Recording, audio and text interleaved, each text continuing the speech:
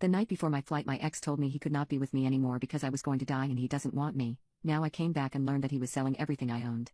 I was just out of the country for over 2 months while I was being treated by specialists for medical problems I have. During that time I had my personal valuables kept at a storage company, which was supposed to be good for security since I don't have close family and didn't want to leave things like my computer sitting around in my apartment for that long. I also have some payments I get which I made sure would automatically go to an account because I have renters in my old house and want to make sure certain bills get paid without me having to think about it. I thought it was all set up good enough that I could be out of the country and focus on what I needed to focus on, then come back to everything as I left it. A while ago when I was in a lot of pain and on a lot of medication, I had a lawyer help me make sure my ex could make decisions for me if I was incapacitated. Honestly, I had totally forgotten about this because at the time I was very foggy. I barely remember anything about it. The night before my flight, my ex told me they could not be with me anymore because of my health problems, saying I was going to die and they did not want to be with me for that. My issues are pretty bad, and yes, my life will maybe not be as long as it might have been, but I really could not deal with that at the time mentally, so just said okay and went on my trip. We had been together for 16 months but not strictly living together. Now, I came back to learn somehow my ex has started taking and maybe selling everything. They have paperwork saying I was incapacitated plus the power of attorney I granted them. I was not incapacitated at any time during my treatment.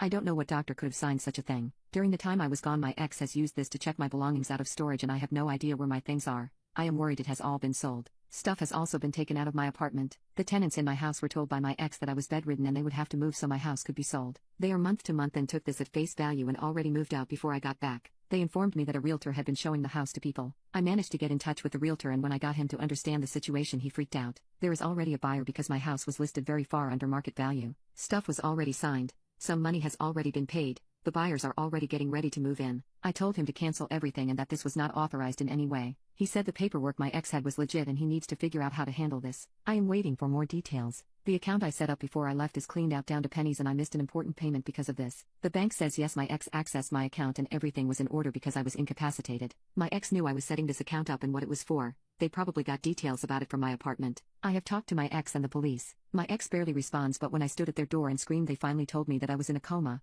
Not true. So they had to sell my things for me. I think I heard them saying you won't need it anyway through the door. The police are telling me a few things. I tried to report my ex for theft for stealing my things from storage and was told it is a civil issue. I told them the rest of the story and it's like they don't even know how to respond to me. Sitting at the police station seems to just be wasting my time because no one there seems to be able to do anything. They say come back tomorrow when someone else will be there. Supposedly officers went to my ex's place and were shown the paperwork. Tomorrow I am going to see a lawyer who advertises help with elder abuse power of attorney fraud, which is the closest thing I could find. If they can't help me, then where do I go next? Is there some key thing I can say to the police to get them to arrest my ex right this second and stop this? I have to believe this will all be fixed eventually, but how screwed am I? Update. I'm a woman in my early 30s and my ex is a man around the same age. It has been a strange few days. I met with my lawyer Monday morning and she was very supportive. Even though she usually deals with elder abuse, she said my situation was very much within her expertise and seemed excited to have me as a client. She was also very angry. After last Saturday I have not had a lot of emotional energy, so it was nice to see someone be like that on my behalf. I spent a while in my lawyer's office and later in the day my ex called me, but my lawyer had told me not to talk to him for now, so I did not answer. We listened to a message together though, and my ex said he was selling things for my benefit and was investing it for me to help with any bills I have to pay. My ex also said they were interested in getting back together since I came back safely from my trip.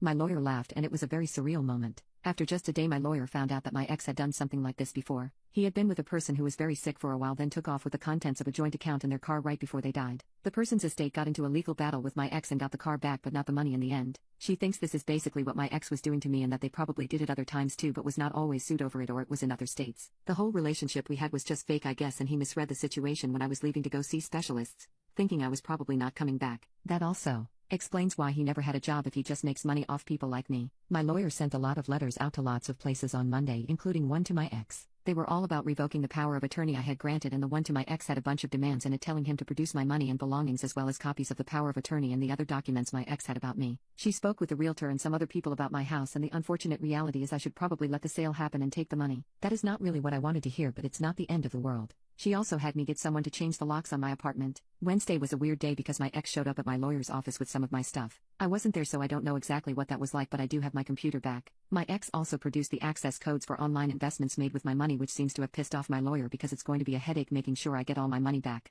She has dealt with this before and is going to help me recover as much of it as possible. She also says we will almost definitely be going after my ex for money because there are a lot of problems with what he did, and the power of attorney itself is very suspect, but she needs to talk to the hospital and some other people first. My lawyer says it's a big deal that the paperwork my ex was using to say I was incapacitated is from when I was hospitalized around the time the power of attorney actually happened. To sum it all up, Now I have my computers back, but my money is in online investments and it may be difficult to get the full value back. It is also likely that the rest of the money from the sale of my house is coming directly to me. My lawyer is super awesome and she is spending a lot of time devoted to this for me, which feels really good. I just saw my local doctor and he doesn't like that I am under so much stress right after I came home, so I'm going to try and relax.